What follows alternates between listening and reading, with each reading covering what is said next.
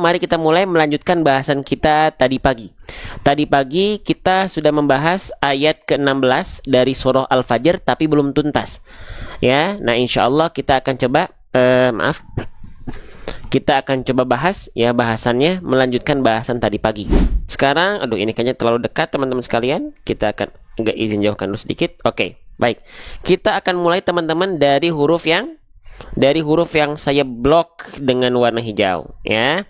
Nih, ya. Di sini ada hurufnya, ini sebenarnya bentuknya seperti mangkok begini, tapi di bawahnya ada titik satu. Ini namanya huruf apa? Ini namanya adalah huruf ba. Ya, bentuk lain dari huruf ba ketika dia di tengah ya adalah seperti ini. Ya, huruf ba yang ini loh, teman-teman. Ya, ini huruf ba ya. Oke. Jadi ketika dia tidak berharokat memang sudah dipanggil dengan vokal a, ba. Gitu. Oke.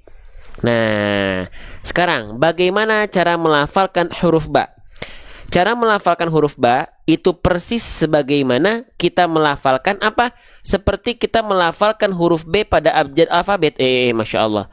Persis sebagaimana kita melafalkan huruf B pada abjad alfabet. Persis. Ya. Oke. Nah, jadi perhatikan baik-baik. Ketika kita melafalkan huruf ba, cukup kita sentuhkan bagian bibir atas dan bibir bawah kita saja. Beres. Babi bu abe. Ya. Yang disentuhkan adalah bibir atas dan bibir bawah. Oke. Nah, banyak di antara kita juga ketika kita melafalkan huruf ba, masih banyak yang melafalkannya begini. Babi bu abe. Nah, bukan. Cukup yang disentuhkan sekali lagi bibir atas dan bibir bawah saja, beres. Ya. Oke, bibir atas dan bibir bawah saja, beres. Babi bu abe, bukan luarnya. Jangan dilipat. Babi bu abe, jangan. Jelas sampai sini? Bisa diikuti teman-teman sekalian? Waalaikumsalam ya. Nah, gitu ya. Nah, jadi tuh huruf ba itu dilafalkan senatural sebagaimana kita melafalkan huruf B pada abjad alfabet.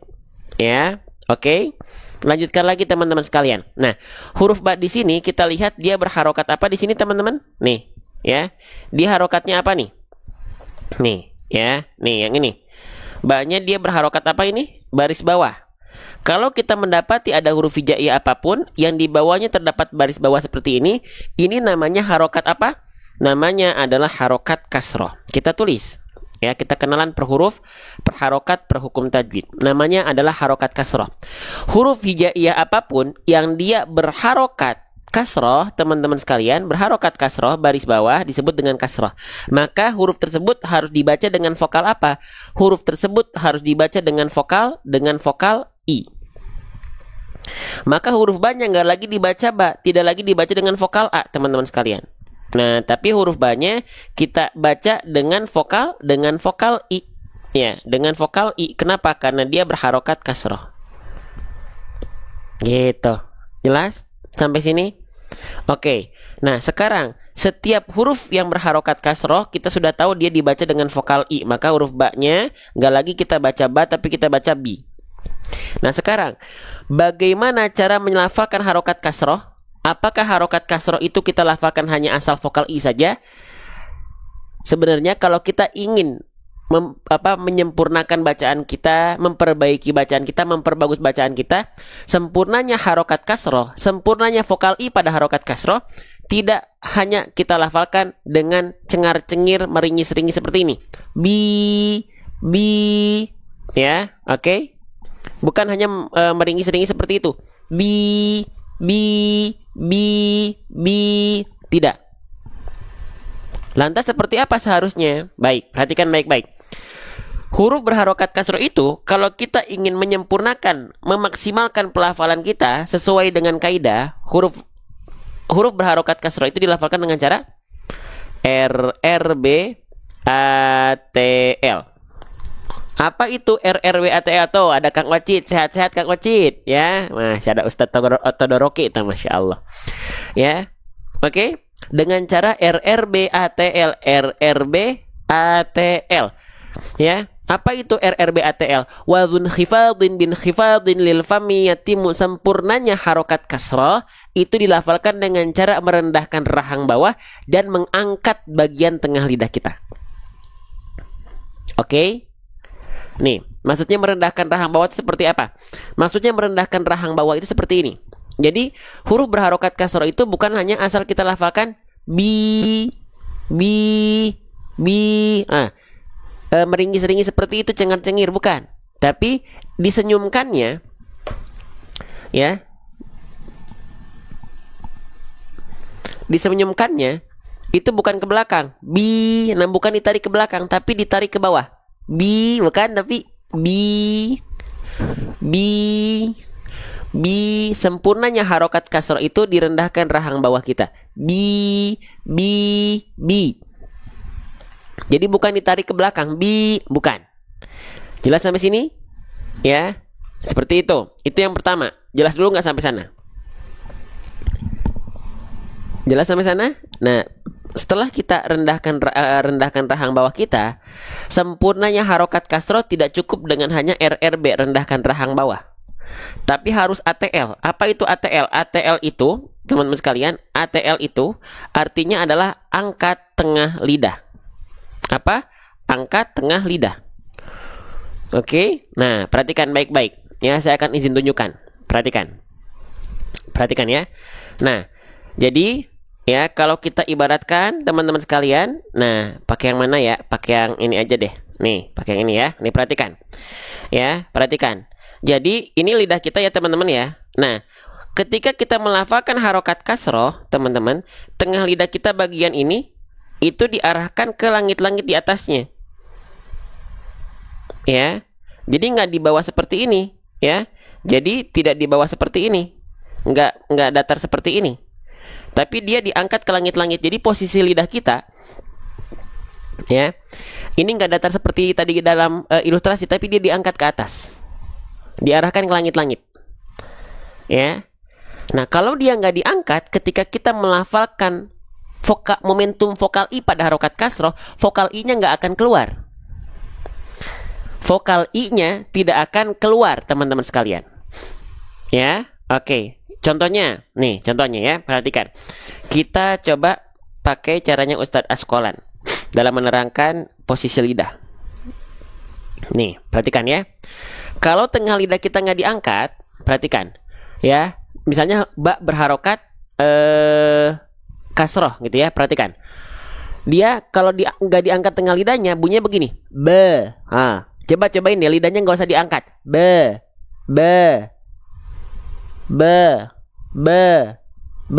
nggak akan keluar vokal I, be, nggak. Tapi kalau kita angkat, bi, nah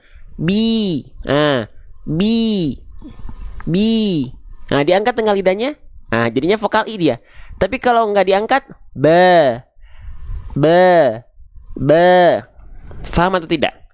Afwan Ustadz, suaranya putus-putus. Insya Allah ya, di kita aman. Mungkin di Bunda Ruli nih error. Jelas teman-teman sekalian? Faham? Nah, jadi kita bisa buktikan, oh ternyata huruf berharokat kasroh itu tengah lidahnya harus diangkat, ya. Tengah lidahnya harus diangkat ke atas. Jadi nggak boleh datar begini. Kalau datar begini, ya, jadinya nggak akan keluar vokal I-nya. Jelas? Jadi tengah lidah kita harus kita angkat mengarah ke langit-langit. Seperti yang tadi sudah saya bantu contohkan. Jelas? Ya, jelas teman-teman sekalian? Sip, ini HP-nya sudah mulai habis baterai sebentar ya. Oke. Jadi angkat tengah lidahnya. B. Ya. Oke. B. Teman-teman sekalian, Robbi. Kalau tengah lidahnya nggak diangkat, robbe, nggak akan vokal I yang keluar. Lanjut teman-teman sekalian, ya. Sip, kita lanjutkan kembali. Fayaqulu rabbi. Jadi rendahkan rahang bawah dan angkat tengah lidah untuk menyempurnakan harokat kasroh. Jelas? Lanjutin lagi teman-teman sekalian. Harokat kasrohnya sudah kita bahas ya. Oke, sekarang kita berfokus terhadap tanda di atasnya nih teman-teman.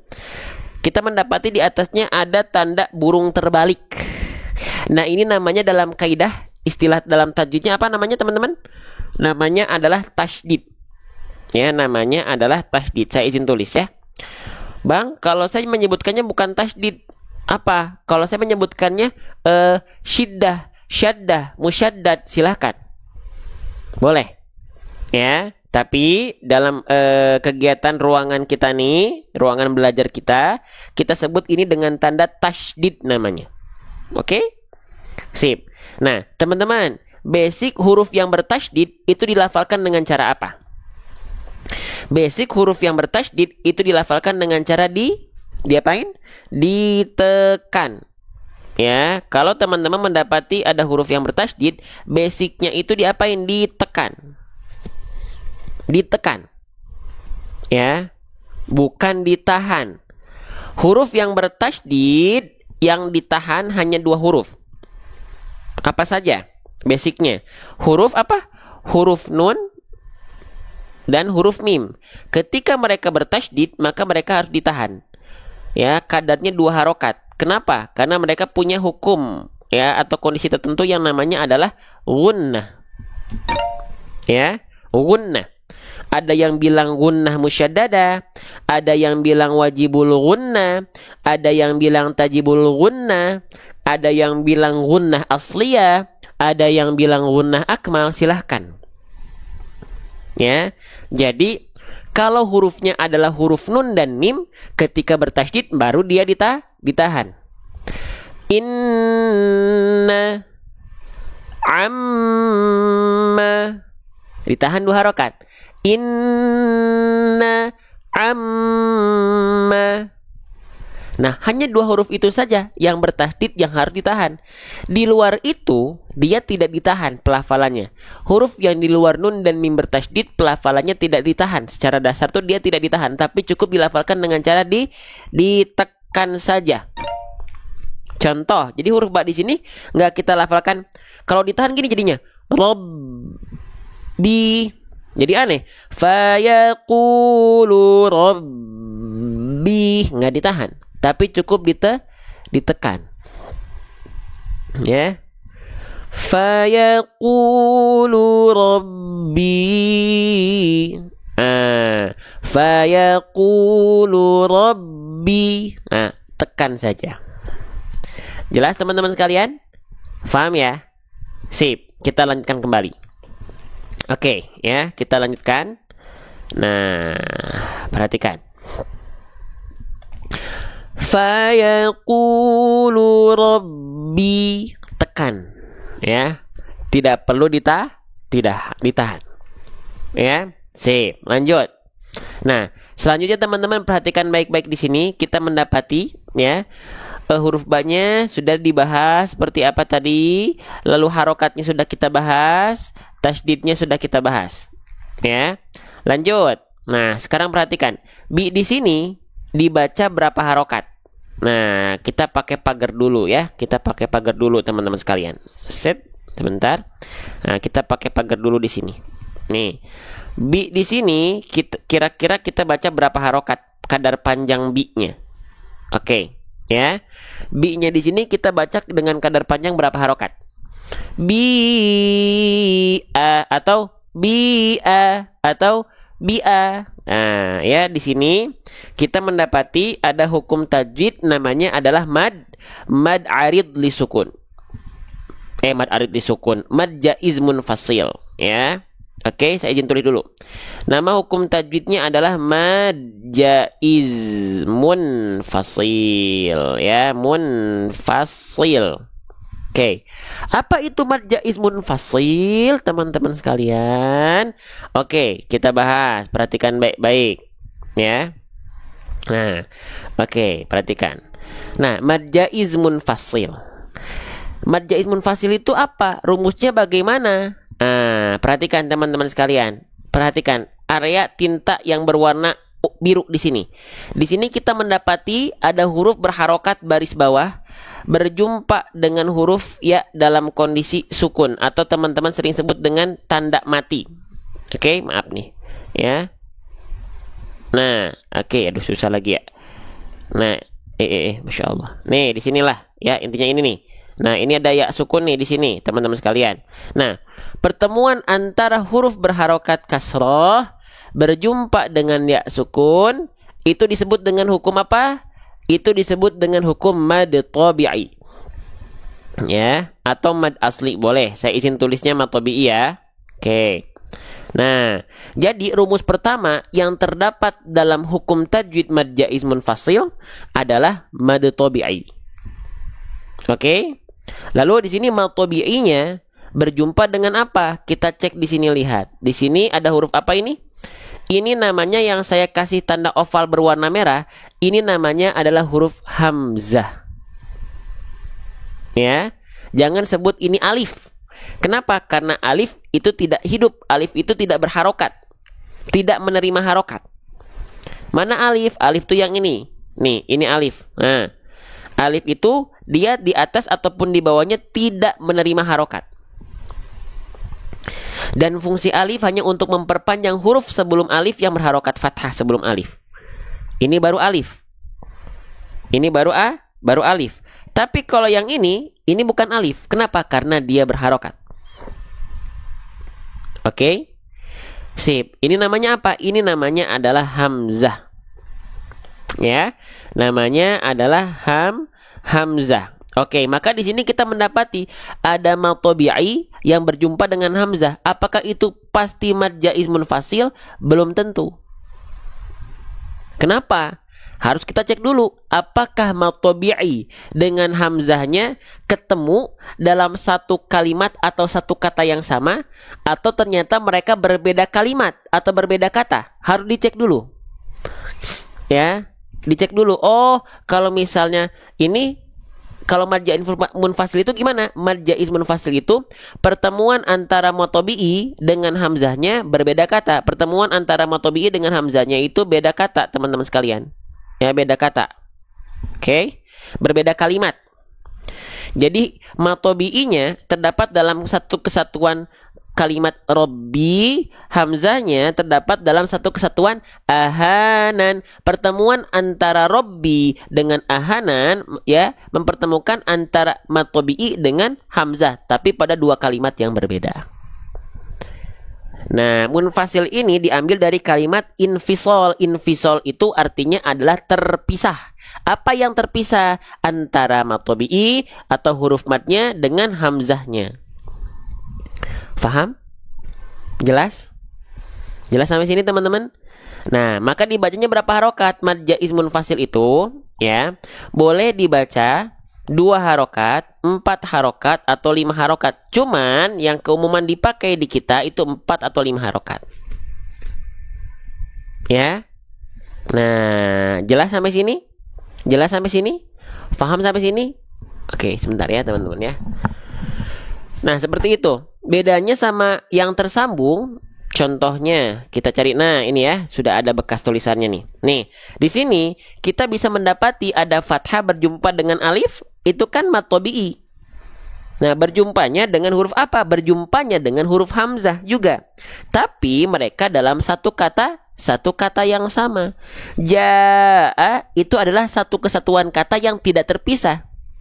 Maka dalam kalimat ja'a itu mempertemukan mad tabi'i dengan hamzah pada satu kesatuan kata ja'a, tersambung, mereka tidak terpisah.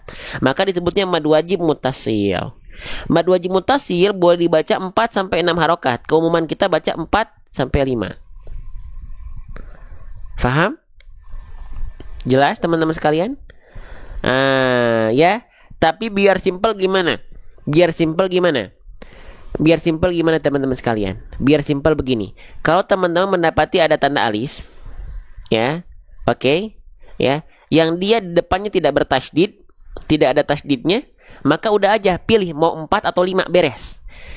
Teman-teman nggak harus tahu satu kata atau beda kata. Teman-teman ya udah bacanya samakan saja. Mau mad jaiz munfasil, mau mad wajib muttasil, bacakannya sama 4 atau 5 harokat, beres. Kalau pengen simpelnya begitu. Jelas sampai sini?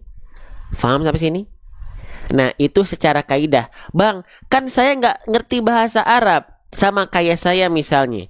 Kita belum pandai bahasa Arab. Kita nggak tahu nih kalimat ini tuh apakah terpisah atau tidak. Masalah kaidah mad jaiz dan mad wajibnya saya tahu mana kalau mad jaiz itu terpisah, kalau mad wajib itu tersambung.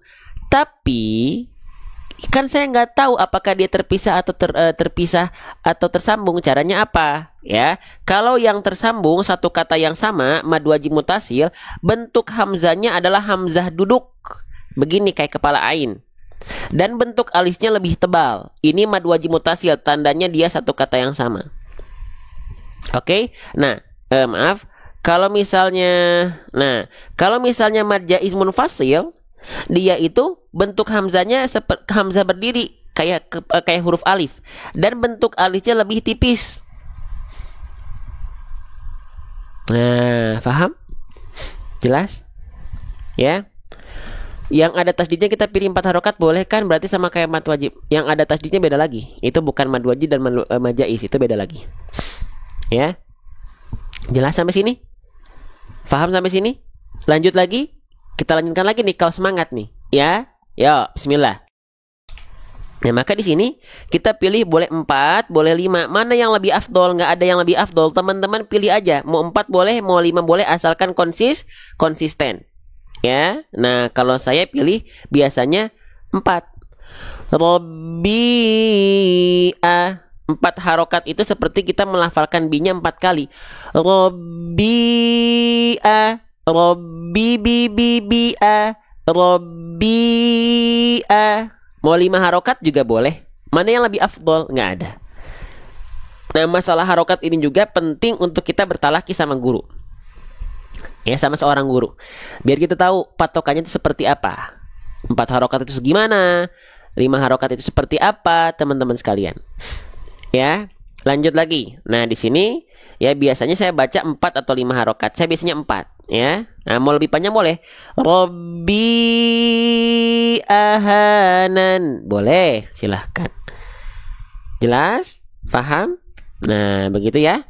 Sip. Kita hapus. Lanjut lagi, teman-teman sekalian. Nah, selanjutnya ya, di sini kita ulang lagi, teman-teman. Huruf ini namanya huruf apa? Tadi sudah kita bahas barusan. Sekarang saya tanya lagi. Teman-teman kira-kira ini namanya huruf apa? Nama asli ketika dia tidak berharokat. Namanya adalah huruf hamzah. Tuh, kan masih ada yang jawab alif. Oke, saya izin ingatkan lagi. Ini bukan alif. Kenapa? Karena alif tidak mungkin memiliki harokat. Alif itu yang mana? Alif itu yang ini. Alif di atasnya dan di bawahnya tidak memiliki harokat, baik fathah, dhamma, kasrah ataupun sukun ataupun tanwin. Karena fungsi alif hanya untuk memperpanjang huruf sebelum alif yang dia berharokat fathah, untuk memperpanjang durasi baca dari fathah alif ini. Ya. Oke, tapi kalau kita mendapati ada bentuk seperti alif dan ada harokatnya, ini namanya adalah namanya adalah huruf hamzah. Ya, hamzahnya hamzah qat'i, hamzah qata', hamzah yang memang dia menerima harokat. Oke? Jelas sampai sini? Paham sampai sini? Bang, bukankah hamzah itu yang begini, Bang? Nih. Bang, bukankah hamzah itu yang ada kepalanya begini? Ini hamzah. Iya, ini hamzah dalam penulisan cetakan mushaf Madinah. Yang kita pakai cetakan mushaf Indonesia. Nah, biar teman-teman tahu, kalau di Madinah hamzah itu ada selalu kepala ainnya. Gini, ya. Nah, ini hamzah. Tapi di cetakan Indonesia, ya, ini juga sama, ya. Ini juga hamzah. Oke? Jelas sampai sini? Paham sampai sini? Lanjut teman-teman sekalian, ya. Nah, maka di sini kita lihat hamzah ini ya, jangan lagi sebut alif. Hamzahnya di sini dia berharokat apa, teman-teman sekalian? Hamzahnya di sini dia berharokat baris atas. Huruf hijaiyah apapun yang dia berharokat baris atas itu disebut dengan harokat apa? Disebut dengan harokat fathah. Nah, ya, gitu. Pakai cetakan Madinah aja, Om, enggak ya? Nah, nanti kalau pakai cetakan Madinah banyak di live yang lain aja, ya. Gitu, kita pakai cetakan Indonesia. Kenapa nggak pakai cetakan Madinah? Karena kita sudah terbiasa dengan cetakan ini. Lebih enak mana? Tergantung kita. Ya, cetakan Madinah enak, cetakan Indonesia juga enak. Ya, oke, silahkan diikuti. Selanjutnya teman-teman sekalian. Nah, huruf hijaiyah apapun yang di atasnya ada baris atas seperti ini namanya adalah harokat fathah. Baris atas ini dalam kaidah tajwid namanya adalah harokat fathah. Ya, nah huruf hijaiyah apapun yang dia berharokat fathah, maka basicnya dia mesti dibaca dengan vokal A. Maka hamzahnya di sini tidak dibaca I, tidak dibaca U, tapi tetap A, gitu ya. Faham? Lanjut. Huruf hijaiyah apapun yang dia berharokat fathah lalu keluar dengan bunyi vokal A, maka dia hurufnya termasuk ke dalam huruf yang sedang atau harus dibaca dengan keadaan yang tipis, atau muraqqaqah atau tarqiq. Oke? Jelas? Huruf hijaiyah apapun yang dia berharokat fathah lalu keluar bunyi vokal dari huruf tersebut adalah bunyi vokal A, maka huruf tersebut termasuk ke dalam huruf yang tipis. Faham sampai sini? Jelas sampai sini teman-teman sekalian? Bang, emang kalau huruf tebal ketika berharokat fathah gitu ya, berharokat fathah huruf tebal ketika berharokat fathah bunyi vokalnya bukan bunyi vokal O. Nah, perhatikan. Kalau dia termasuk ke dalam huruf yang tebal, ketika berharokat fathah dia tidak dibaca dengan terdengar seperti vokal vokal A, tapi terdengarnya seperti vokal O, seperti vokal O. Oke. Contohnya apa? Contohnya adalah huruf wo. Huruf wo ketika dia berharokat fathah kan dia dibacanya condong pada vokal O terdengarnya. Ya, contohnya wo. Kenapa nggak dibaca the? Kenapa? Karena dia termasuk ke dalam huruf yang tebal. Huruf yang tebal itu ada sifat yang mengakibatkan keluarnya seperti bunyi vokal O. Seperti bunyi vokal O. Jelas sampai sini? Paham ya? Oke, kembali lagi. Nah, sekarang yang kita bahas adalah huruf hamzah. Huruf hamzah di sini keluarnya bunyi vokal A, Bang. Berarti hamzah termasuk ke dalam huruf yang tipis. Maka dari itu, kalau kita mendapati ada huruf berharokat fathah yang dia keluar dengan bunyi vokal A, maka harus dibaca dengan keadaan tipis. Apanya? Si fathahnya. Gimana caranya? Gimana teman-teman yang sudah sering ikut live ini? Cara menyempurnakan atau memaksimalkan pelafalan fathah yang dibaca dengan keadaan yang tipis itu dilafalkan dengan cara BMSS. Kita tulis di atasnya ya, BMSS. Apa itu BMSS? BM artinya buka mulut. SS artinya sambil senyum. Buka mulut sambil senyum. Buka mulutnya ini untuk apa? Untuk menyempurnakan harokat fathahnya. Sambil senyumnya ini biar apa? Biar menjaga kadar tipisnya. Kita mulai satu-satu dulu ya. Perhatikan baik-baik. Huruf berharokat fathah, apapun hurufnya, harus dibaca dengan buka mulut. Huruf berharokat fathah sekali lagi ya, harus dibaca dengan buka mulut. Apapun hurufnya. Perhatikan. Huruf hijaiyah apapun ya, baik dia mau huruf tebal kek, mau dia huruf tipis kek, ya, oke, mau dia huruf tebal kek, mau dia huruf tipis kek, ya, mau dia fathahnya vokal A kek, mau dia fathahnya vokal O kek, semua huruf yang berharokat fathah itu dilafalkan dengan cara wal maftuhu bil fathi, dengan cara bil fathi, dengan cara membuka mulut. Jadi vokal O tidak boleh ada yang monyong, tidak boleh ada yang muncung, tidak boleh ada yang mencucu. Vokal A tidak boleh ada yang kurang dibuka mulutnya mingkem-mingkem doang. Contoh, perhatikan. Bacaan yang kurang sempurna pelafalan A dan O-nya apabila dilafalkan seperti ini. Perhatikan. A'udzu billahi minasyaitonir rajim. Vokal A-nya kurang dibuka, vokal O-nya monyong.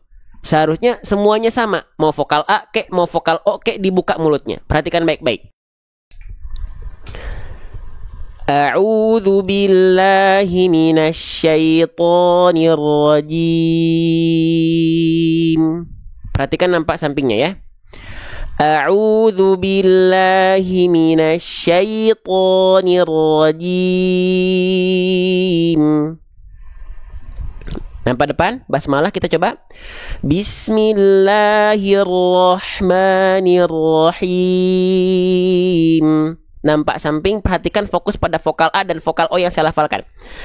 Bismillahirrahmanirrahim. Oke, pertanyaannya adalah, apakah ada vokal A yang mingkem atau apakah ada vokal O yang monyong? Silahkan teman-teman respon pertanyaan saya di kolom komentar. Ada atau tidak? Tidak ada ya.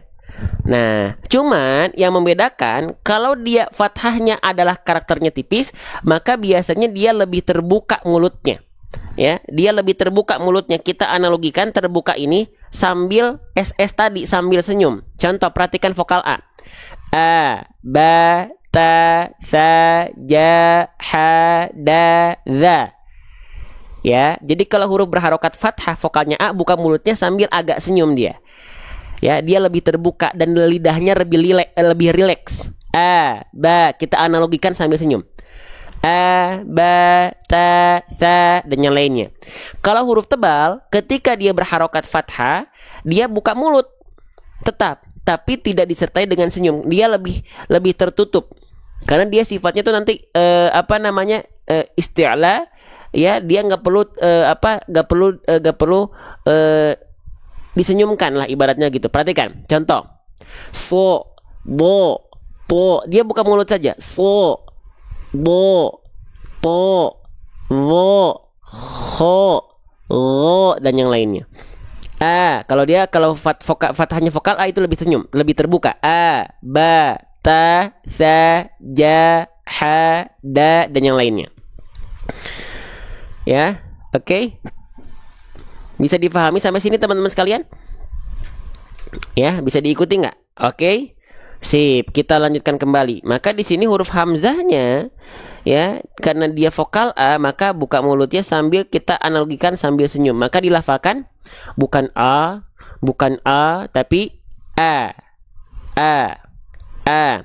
Fayaqulu rabbi ahanan. Semua ketika fathah itu, ketika vokal A, fathahnya itu lebih rileks, lebih tersenyum. Fayaqulu rabbi ahanan. Nah, begitu. Jelas sampai sini? Paham sampai sini? Sebelum kita lanjutkan, ya, kita jarang live siang. Tapi ternyata siang ini tetap ada yang berkenan untuk support kita. Ada yang tetap berkenan untuk tap layar dan share tanpa saya minta. Terima kasih. Semoga teman-teman yang sudah share di sini, teman-teman orang-orang lebih pilihan lagi. Barakallahu fikum. Teman-teman yang sudah share juga terima kasih. Ini bentuk bukti bahwasanya teman-teman mendukung konten-konten ngaji, konten-konten tausiah, konten-konten yang membawa manfaat insyaallah. Ya. Lanjut teman-teman sekalian, ya. Robbi A. Jadi bukan A, tapi A. Kerasa nggak tipisnya? Kerasa nggak tipisnya teman-teman sekalian? Ya, lanjut ya. Yuk kita lanjutkan kembali. Nah teman-teman sekalian, yuk kita lanjutkan. Teman-teman, ini namanya huruf apa? Ya, kalau di kita sering kita sebut dengan hak besar. Betul nggak? Sepakat nggak? Bahasa kita itu kalau di kita itu sering kita sebut namanya hak besar. Sepakat nggak kita? Hak besar ya? Oke, sip, baik, hak besar. Maaf, bentar. Hak besar, baik. Nah, hak besar, ingat ya, ini haknya besar, bukan hak kecil. Maka saya pengen bertanya, teman-teman, hak besar ini termasuk ke dalam huruf yang tebal atau termasuk ke dalam huruf yang tipis? Nah, ingat, haknya adalah hak besar. Maka hak besar ini termasuk ke dalam huruf yang tebal kah atau huruf yang tipis? Coba ya teman-teman sekalian. Nah, ada yang jawab tipis, ada yang jawab tebal gitu ya. Ingat, ini haknya hak besar. Ya. Ingat, ini haknya hak besar, bukan hak kecil. Berarti kalau hak besar dia termasuk ke dalam huruf yang tebal atau huruf yang tipis? Oke, yakin jawab tipis? Gak mau pindah ke tebal? Baiklah, mohon maaf. Teman-teman yang jawab tipis, teman-teman apa? Teman-teman betul, selamat. Teman-teman yang jawab tebal, kenapa teman-teman jawab tebal?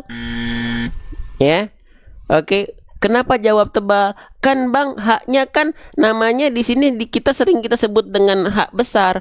Karena dia besar, bang, berarti dia tebal dong. Gak ada hubungannya. Ya, tidak ada hubungannya. Ya, mau dia hak besar kek, mau dia hak kecil kek, keduanya ya tetap adalah huruf yang tipis. Jangan tertipu atau terkecoh oleh diksi besar.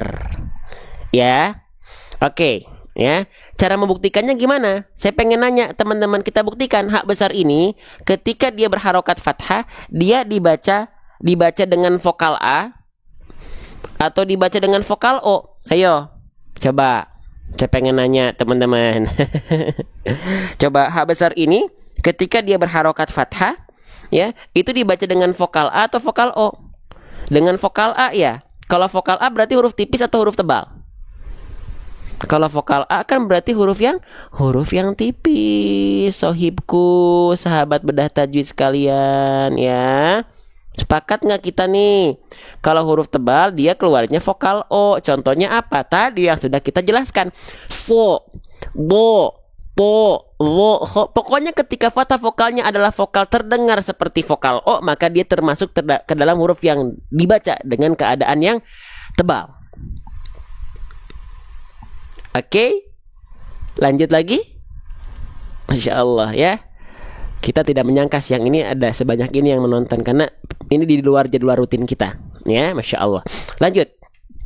Maka hak besar ini jangan sampai ada yang bilang dia adalah huruf yang tebal. Dia tetap huruf yang tipis. Oke, vokal A ya. Baik, sebelum kita lanjutkan ke vokal A-nya karena dia fathah, teman-teman, siapa di antara teman-teman yang masih menganggap hak besar ini tumpuannya adalah pada dada? Ayo, siapa? Ternyata bukan juga. Jadi hak besar itu, teman-teman sekalian, patokannya, tumpuannya bukan dilafalkan dari dada. Sahabatku, ya, insya Allah sahabat Quran yang insya Allah menjadi sahabat-sahabat surga kita semua, insya Allah. Perhatikan, hak besar itu dilafalkan kalau selama ini teman-teman menganggap hak besar itu dilafalkan dari sini, dari dada. Ternyata dia tidak bertumpu di sana. Tapi hak besar itu dilafalkan dari mana? Tsumma li aqsal halqi hamzun hau. Oke, kita bahas. Ya, jadi setiap huruf hijaiyah, teman-teman sekalian, dia memiliki makhraj tanpa terkecuali. Huruf apapun, huruf hijaiyah apapun punya makhraj. Makhraj itu apa, Bang? Makhraj itu artinya adalah tempat keluar. Maka kalau saya bilang makhraj huruf hak besar, artinya adalah tempat keluar dari hak besar.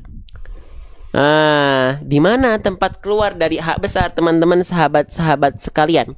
Tempat keluar dari hak besar itu dilafalkan dari yang namanya aqsal halqi. Aqsal halqi itu apa? Tenggorokan paling bawah, atau sering kita sebut dengan pangkal tenggorokan. Bukan dari dada. Ya, bukan dari dada. Di mana pangkal tenggorokan itu? Mau kita bahas? Mau kita cek di mana pangkal tenggorokan itu? Yuk, nih. Perhatikan baik-baik. Ya. Nih, di sini kita melihat ada organ-organ ya. Nah, hak besar itu dilafalkan dari area yang berwarna ungu nih, teman-teman. Dari sini. Ini namanya adalah hak besar. Pangkal tenggorokan.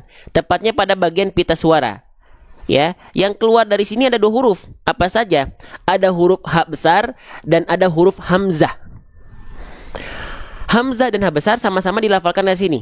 Nih, di sini pangkal tenggorokan. Tsumma li aqsal halqi hamzun, hamzah, hau, ha besar. Oke, pelan-pelan. Kalau sudah mulai oleng, kencangkan lagi sabuk pengamannya, bermohon kepada Allah, ya, karena Allah yang membuat kita bisa. Karena Allah yang membuat kita faham. Karena Allah yang membuat kita fasih. Bukan hanya semata-mata ikhtiar kita. Siap? Yuk, siap.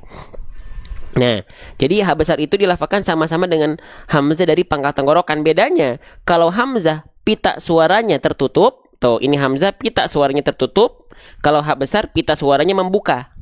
Nah, makanya kalau hamzah itu nggak keluar nafas, a i u, karena pita suaranya menutup, a i u. Tapi kalau hak besar, karena pita suaranya terbuka, keluarlah nafas dari sana, ha. Oke. Aman sampai sini? Jelas sampai sini? Oke, baik. Kita lanjutkan kembali, ya. Maka hak besar dilafalkan dari pangkal tenggorokan kita, sahabat sekalian. Ya. Nah, pertanyaan dari saya selanjutnya, siapa di antara teman-teman yang melafalkan hak besar masih bingung, suka ketuker sama hak kecil? Ada nggak? Ayo. Siapa di antara teman-teman yang melafalkan hak besar masih bingung apa bedanya dengan hak kecil? Ya, siapa? Ayo kita bahas ya. Oke, iya Bang, bedanya hak besar dengan hak kecil apa? Yuk, nih, perhatikan. Kalau tadi hak besar sudah kita ketahui dia dilafalkan dari bagian pangkal tenggorokan kita, dia mengalirkan nafas dengan karakteristik yang biasa. Sekali lagi, hak besar dilafalkan dari pangkal tenggorokan dan mengalirkan karakteristik nafas yang biasa. Kita contohkan lagi, perhatikan. Ha, hi, hu, ah, ih, biasa nafasnya. Oke.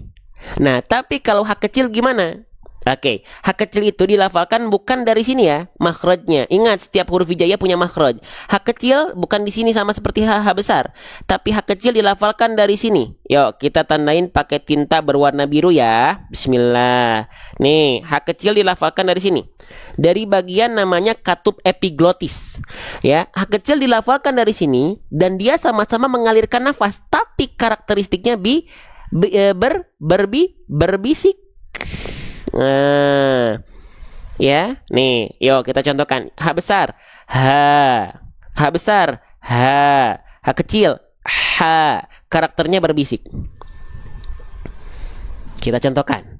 Perhatikan baik-baik. Hak besar, hak kecil. Hak kecil, hak besar. Ha, hi, hu, bah. Ha, hi, hu, bah. Kerasa bedanya? Nama makhraj hak kecil apa? Wastul halqi, tengah tenggorokan. Ada yang bilang juga hak pedas, boleh. Ya biasanya di rumpun Melayu tuh Malaysia bilangnya bukan hak kecil tapi hak pedas. Kenapa? Karena seperti orang kepedesan. Kalau habis makan gehu bala-bala pakai cengek 5 gitu ya, apa 10 gitu. Nah, itu hak kecil. Jelas sampai sini? Susah ngucapinnya Ustadz? Bisa, pelan-pelan. Ya. Oke? Nah, ha, hi, hu, bah. Nah, ya, haknya gede, iya. Paham ya? Sip. Jadi itu bedanya antara hak kecil, hak besar dan hak kecil. Hak besar dari pangkal tenggorokan mengeluarkan karakteristik nafas yang biasa. Hak kecil dari tengah tenggorokan mengeluarkan karakteristik nafas yang berbisik.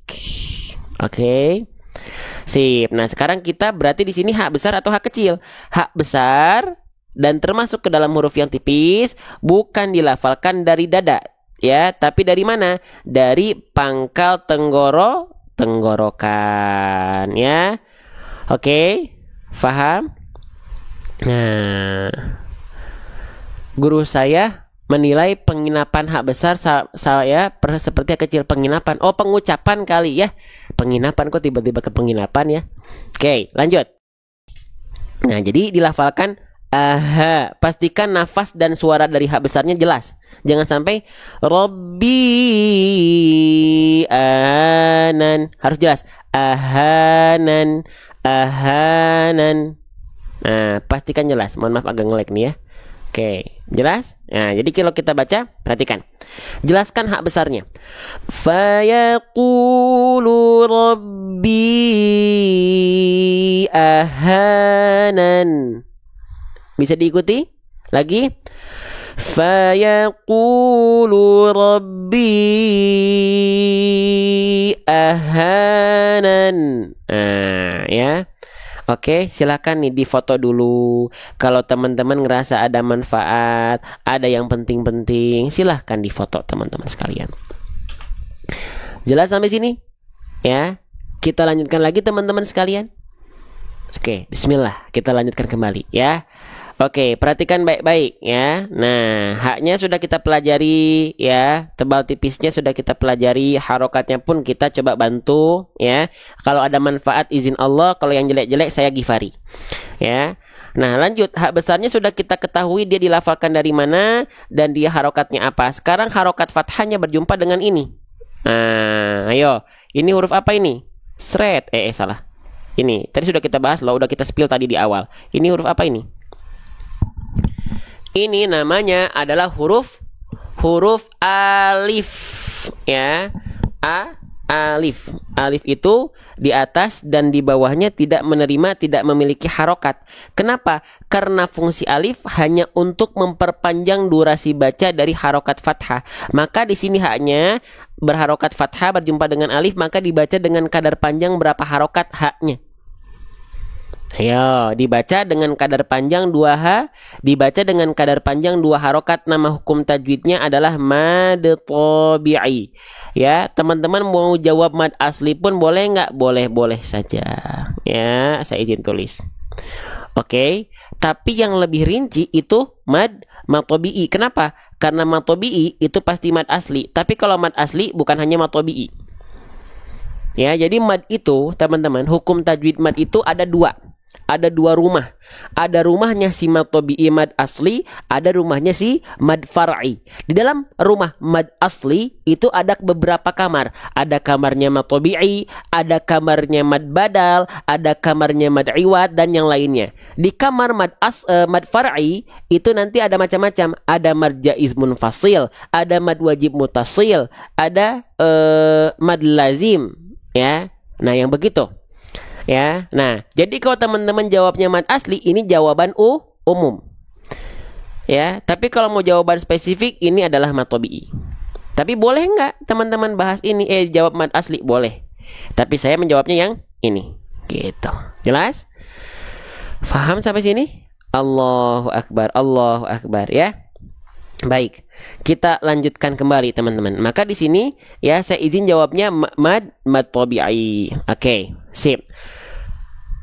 Masya Allah. Sebelum kita lanjutkan ya, kalau siang-siang lumayan agak panas dan capek ya. Sebelum saya lanjut, teman-teman sekalian, saya izin minum dulu boleh? Nah, sebelum saya minum, sekali lagi saya ingin ucapkan terima kasih banyak untuk teman-teman siang ini yang sudah support dakwah Quran kita, yang sudah mensyiarkan dakwah Quran kita. Semoga ini menjadi wasilah kita istiqomah bersama Al-Quran, dan ini sebagai bentuk bukti bahwasanya kita ya ikut membantu dakwah ini. Ya, nih, gak kerasakan di pojok kanan bawah ada yang share, gak kerasakan ada yang tap-tap layar. Ini bentuk bukti teman-teman yang andil itu yang memang ingin memberikan dampak manfaat buat banyak orang. Ya, saya izin minum dulu sebentar ya.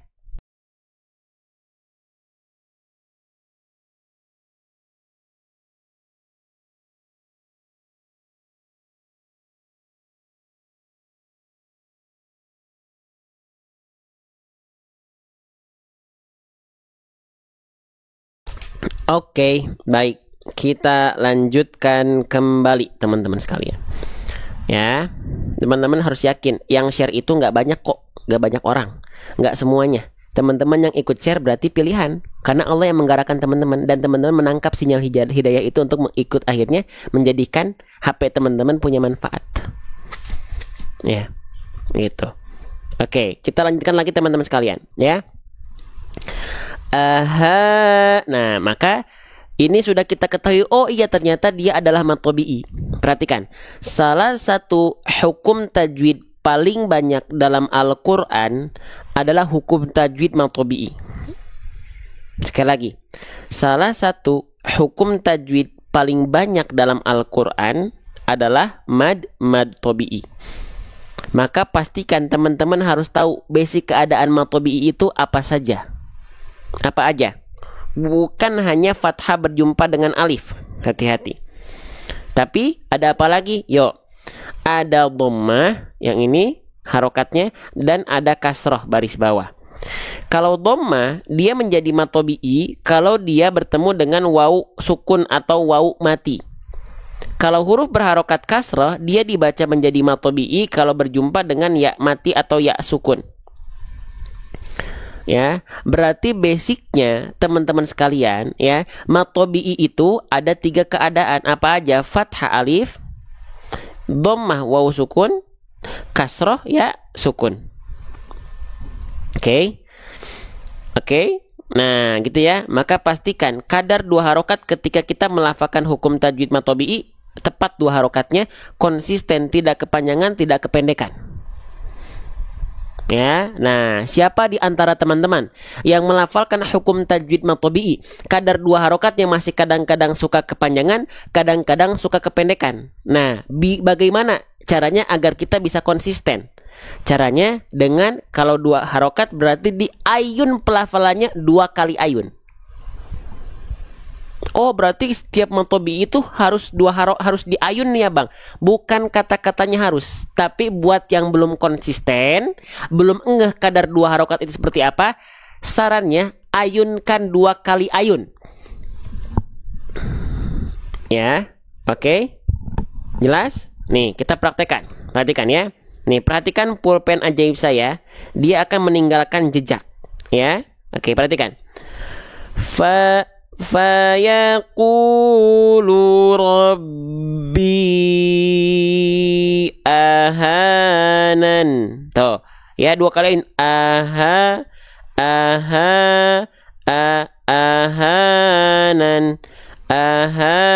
Tuh, 2 kali ayun dia.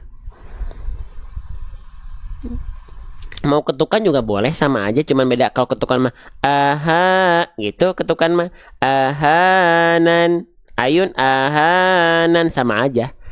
Mau gimana juga bebas, teman-teman enaknya gimana. Nanti tinggal teman-teman praktekkan pada pelafalan bacaan yang lain. Biasanya surah Al-Fatihah ayat pertama kok begini? Ayat pertama ya, gitu. Banyak orang melafalkannya gini. Bismillahirrohmani, kepanjangan ya, keliru. Praktekkan cara mengayun tadi. Bismillahirrohmanirrohim. Bismillahirrohmanirrohim. Jelas teman-teman sekalian? Faham? Oke, kita lanjutkan. Kita bahas dari apa yang sedang kita bahas ya. Oke, lanjutkan lagi teman-teman sekalian. Ya.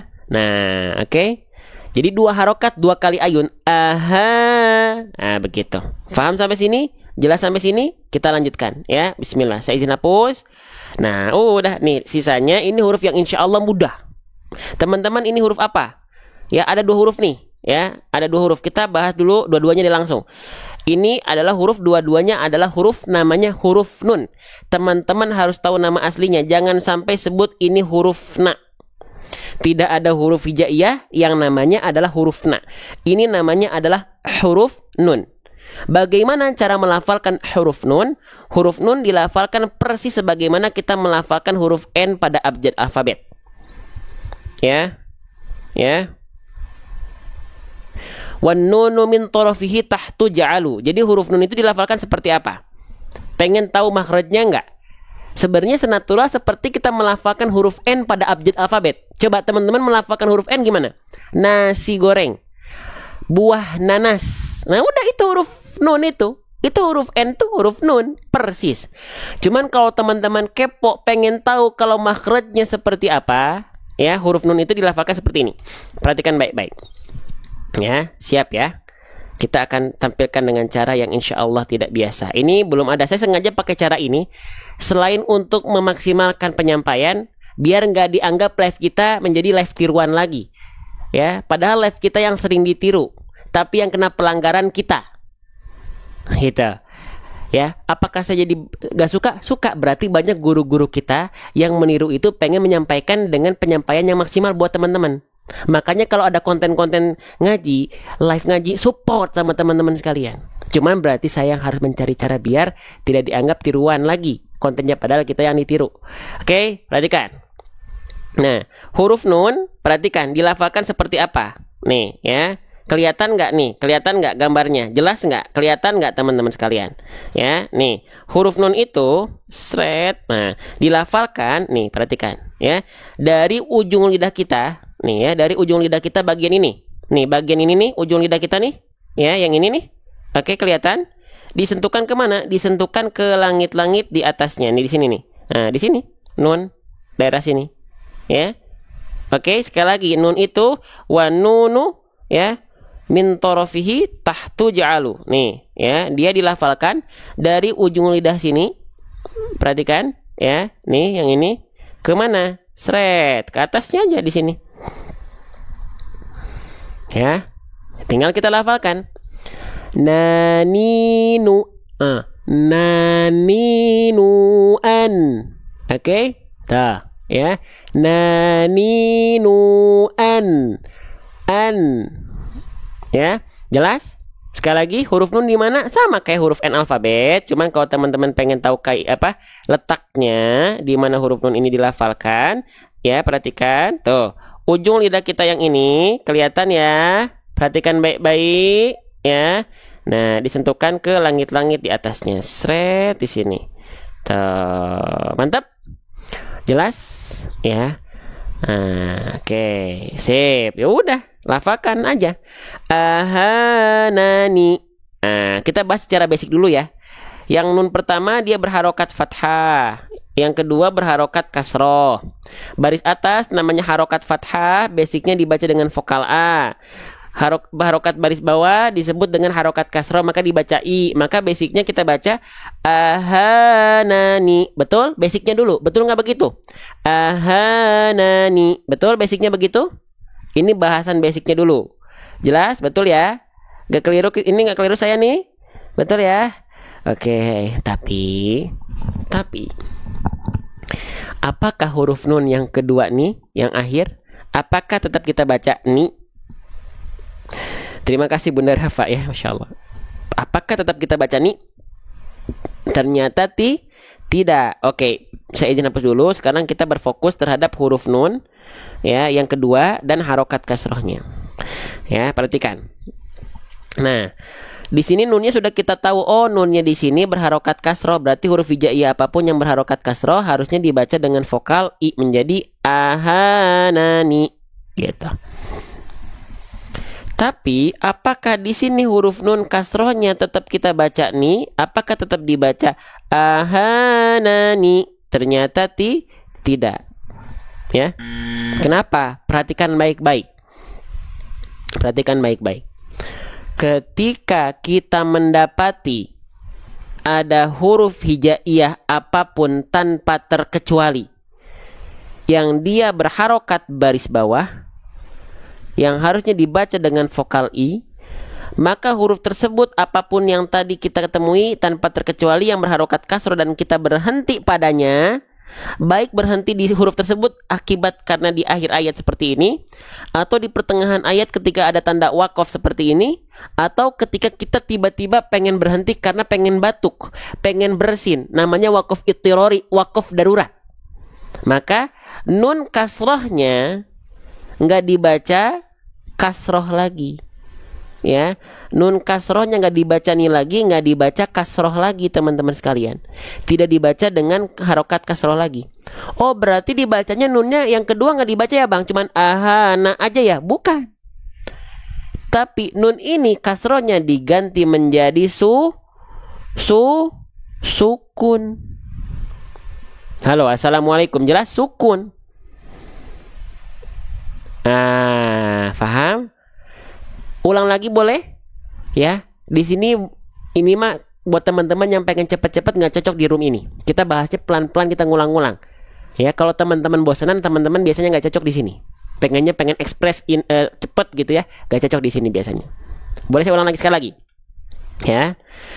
Kalau kita mendapati ada huruf hijaiyah apapun yang berharokat kasroh, yang harusnya dibaca dengan vokal I, ya, tapi kita berhenti pada huruf tersebut, baik berhenti karena alasan di akhir ayat seperti ini, ya, oke, ataupun ketika di tengah ayat ada tanda wakof, ataupun berhenti karena darurat, karena kita pengen bersin atau batuk atau hal darurat lainnya. Oke, maka huruf berharokat kasrohnya nggak lagi kita baca kasroh, tapi kita ganti menjadi sukun. Ya, maka sukun yang tiba-tiba muncul ini buat tambahan wawasan. Sukun yang tiba-tiba muncul di akhir ayat karena berhenti, itu nama kaidahnya atau nama istilahnya disebut dengan apa? Disebut dengan apa? Dengan sukun arid. Dengan sukun arid atau sukun palsu atau sukun baru. Kenapa disebut dengan sukun palsu? Karena asalnya bukan sukun tapi apa? Tapi kasroh. Karena berhenti muncullah si sukun. Nah, ya udah berarti di sini dibacanya bukan aha, bukan lagi dibaca ahanani, tapi jadi ahanan. Jadi bunyinya, tidak ada vokal lagi. Allahu akbar. Allahu akbar. Allahu akbar. Senang teman-teman sekalian? Ini kita jarang-jarang live siang nih. Kalau teman-teman yang baru gabung siang hari ini nyari live kita, ya rutinnya bukan siang ya, hati-hati, tapi ba'da subuh. Kalau siang ini kalau saya lagi santai saya live, kalau malam saya lagi santai saya live, tapi kalau pastikan kalau pengen pasti ikut ikut live kita ba'da subuh ya. Ya, sukun arid itu arid li sukun beda, arid li sukun itu nanti mad arid li sukun beda lagi ya, li sukun. Oke ya, lanjut teman-teman sekalian ya. Sip, berarti kita baca dulu bareng-bareng nih. Ayat ini, ayat 16 ini sudah kita bahas semua. Kita baca bareng-bareng. Siap. Wa amma idza mabtalahu faqadara alaihi rizqah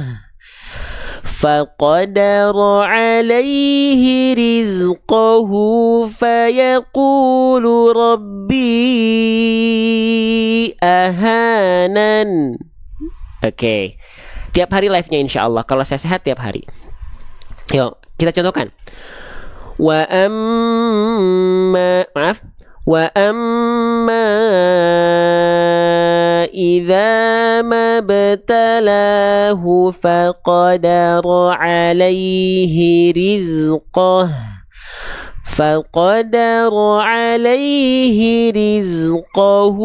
fayaqulu rabbi ahanan. Jelas teman-teman sampai sini? Lanjut lagi. Ini kita udah belajar 1 jam 5 menit. Sedikit lagi kita lanjutkan ke ayat berikutnya ya. Oke. Nah, kita lanjutkan ke ayat berikutnya sedikit ya, karena mepet waktu azan asar teman-teman ya. Siap.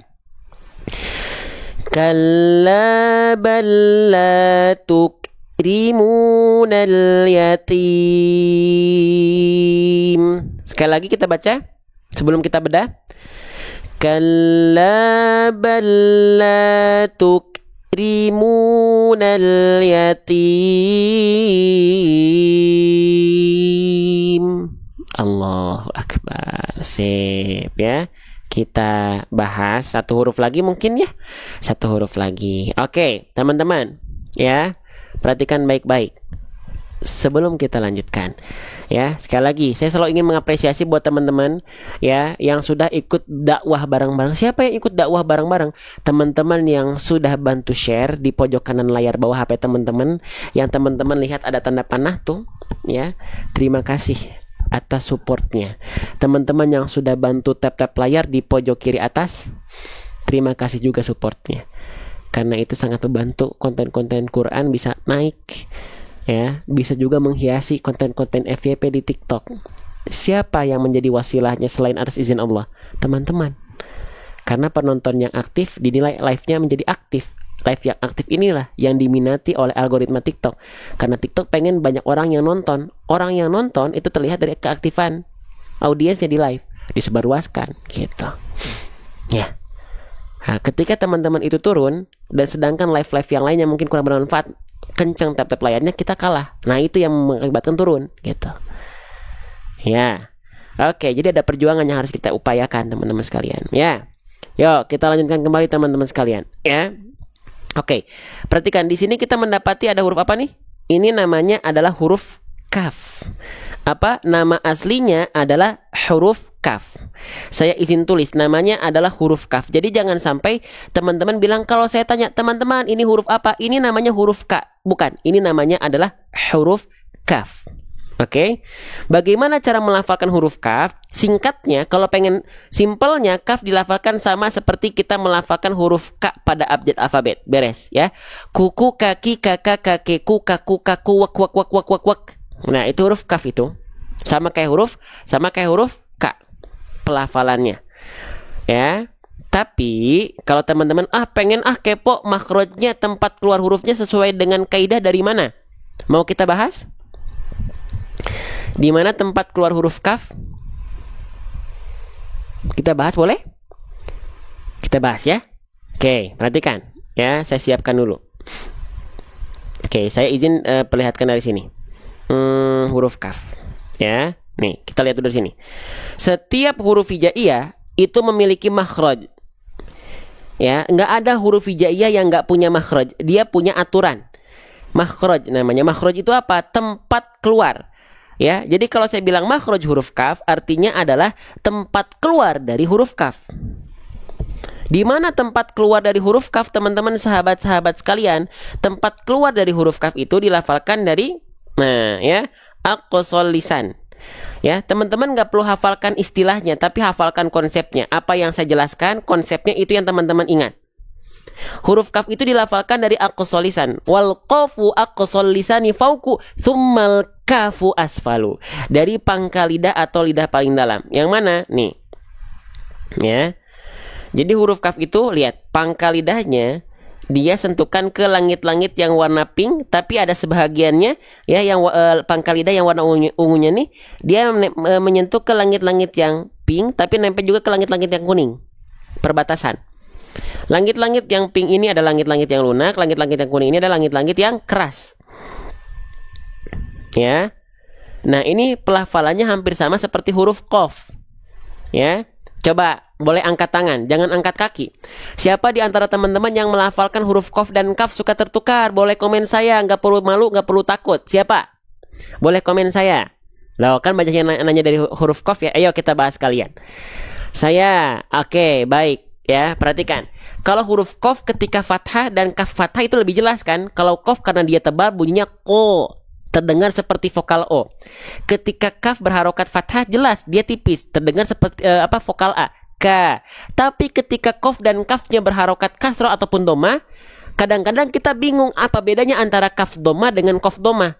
Kalau kaf misalnya ku, kalau qaf ku, kira-kira apa bedanya? Nggak ngeh biasanya. Atau kaf kasroh ki dengan qaf kasroh qi, apa bedanya kok kayak sama-sama aja? Ayo kita telaah lebih jauh. Ayo kita pelajari sedikit-sedikit bersama-sama. Ya, perhatikan. Ya, nih kita lihat dari sini dulu. Perhatikan. Nih, kenapa huruf qaf dan kaf itu seringkali tertukar, teman-teman sekalian? Ya, karena huruf qaf dan kaf dilafalkan dari tempat yang hampir sama. Cuman beda titik persentuhannya saja. Cuman beda titik artikulasinya saja, teman-teman sekalian. Oke, perhatikan. Ya, kalau huruf qaf kan kalau tadi huruf kaf dia pangkal lidahnya ya nempel ke bagian langit-langit yang pink, tapi sebahagiannya ada yang nempel ke langit-langit yang pink dan kuning, langit-langit pink dan kuning, keras, lunak dan keras. Nah, ini mengakibatkan huruf kaf itu punya sifat yang namanya adalah hams. Hams itu apa artinya? Mengalirkan percikan nafas. Maaf, bukan mengalirkan, tapi mengeluarkan percikan nafas. Contoh huruf kaf. Ka. Perhatikan ya, ada bunyi seperti ini. Ka, ki, ku, ak, ik. Kerasa nggak ada bunyi angin sedikit, dia percikan, bukan berlebihan juga, bukan yang ka, ki, ku, ak, nggak gitu juga. Coba ka, ki, ku, kerasa nggak? Cek dulu, kerasa nggak? Ka, ki, ku, ak, ik, uk, ak, ik, uk, ka, ki, ku, ak, ik, uk. Kerasa ya? Kerasa ya? Nah, itu. Jadi huruf kaf itu dia mengalirkan percikan nafas, pangkal lidahnya disentuhkan ke langit-langit yang pink dan yang kuning, langit-langit yang lunak dan langit-langit yang keras. Nah, bedanya sama huruf qaf apa? Huruf qaf juga sama. Dia dari pangkal lidah, tapi lihat bagian pangkal lidahnya, area yang berwarna ungunya. Kalau huruf qaf hanya disentuhkan ke langit-langit yang pink saja. Masya Allah. Mati nih. Kenapa nih? Nah, hanya ke langit-langit yang pink saja. Tuh, nggak ada bagian pangkal lidah yang nempel ke sini. Ya. Nah, ini mengakibatkan huruf qaf dia kebalikan dari kaf, dia nggak mengalirkan nafas. Dia sifatnya jahar, tidak mengalirkan sedikit pun nafas.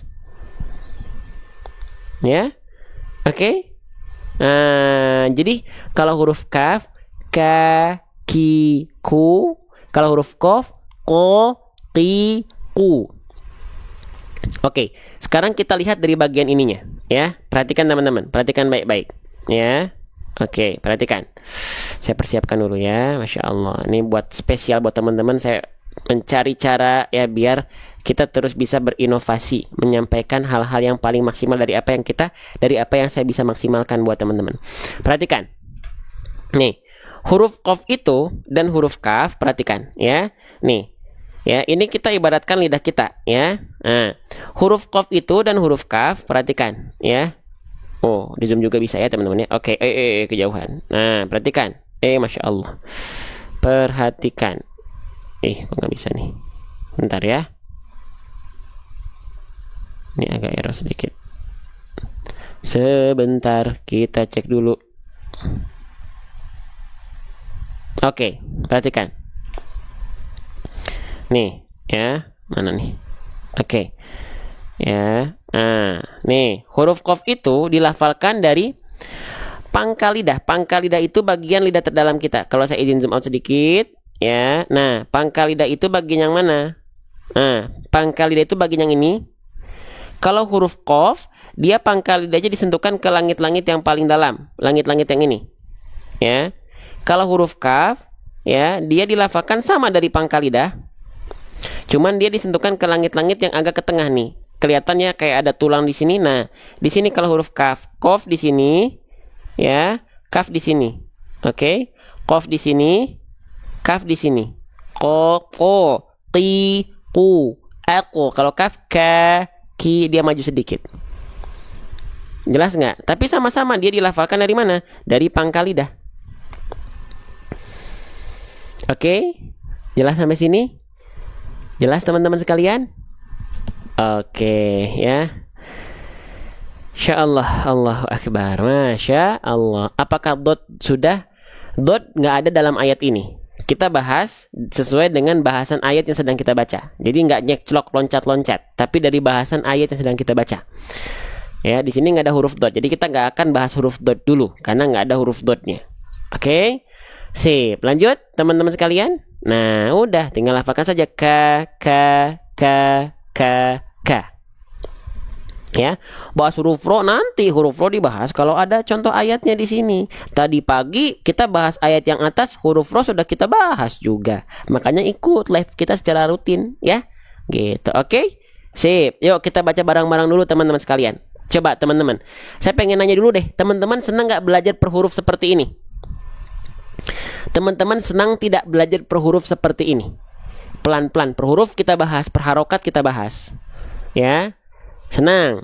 Oke, kalau saya punya nih, ya, kalau saya punya Al-Quran dengan fitur seperti ini, teman-teman suka nggak? Per huruf dijelaskan, per harokat dijelaskan seperti yang kita jelaskan, huruf tebal tipis dijelaskan, tebalkan suara, ya, praktek buat setiap hurufnya juga semua ada, ya, pendalaman tajwidnya juga ada, hukum-hukum tajwidnya juga ada, terjemahnya sudah terjemah per tema, sudah ada wakaf jeda terus, sudah ada henti mulai wakaf ibtida. Wah, sudah ada gambar makrojnya per huruf dijelaskan dengan kesalahannya apa per huruf. Wah, tuh sifat-sifatnya juga ada sepersis seperti yang kita tadi contohkan. Ada yang mau nggak? Sebelum kita baca dulu, ya, gitu. Yang mau tapi di akhir. Kita tuh nggak pernah nampilin jualan di tengah-tengah. Ada yang mau nggak? Ini mumpung sellernya baik, masih kasih kita kesempatan dapat potongan harga dan bisa COD siang ini. Mau? Tungguin sampai akhir ya. Nanti saya ada ukuran besarnya soalnya buat oma opa. Masih ada sisa sedikit lagi warna, tinggal warna 2 warna lagi. Harusnya 4 warna, tinggal 2 warna lagi kalau pengen ukuran besar. Ya. Oke, sip, kita baca dulu bareng-bareng. Ayat ke-17-nya. Ya, nanti kita belajar lanjutkan lagi. Nanti malam kita nggak belajar ya. Nanti malam kita nggak live ya. Karena nanti malam ada kajian tahsin khusus member group kita ya gitu. Oke, kita baca dulu bareng-bareng. Kalla bal la tukrimunal yatim.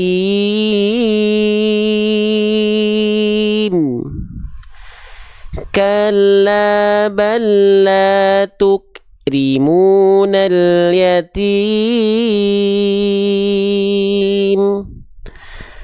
Kalla bal la tukrimunal yatim. Oke, saya contohkan ya, perhatikan. Jadi member nanti masuknya setiap ba'da subuh ya. Kalla bal la tukrimunal yatim.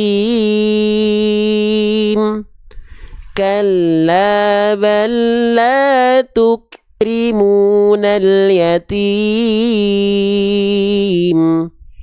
Kalla bal la tukrimunal yatim. Sadaqallahul azim.